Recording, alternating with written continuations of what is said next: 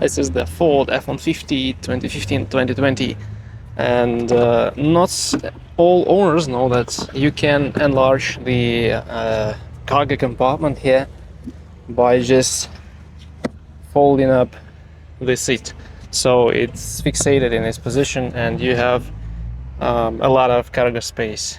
I'm sorry for the mess, didn't prepare for this video, but yeah. And the same happens with that small part of the seat, so you can fold it down and you have additional cargo space here. When it comes to this side, the passenger side, you can also fold this back part of the seat, but it's actually for the jack compartment, and you also have a small secret compartment there, so you can put something there if you want, and close the seat.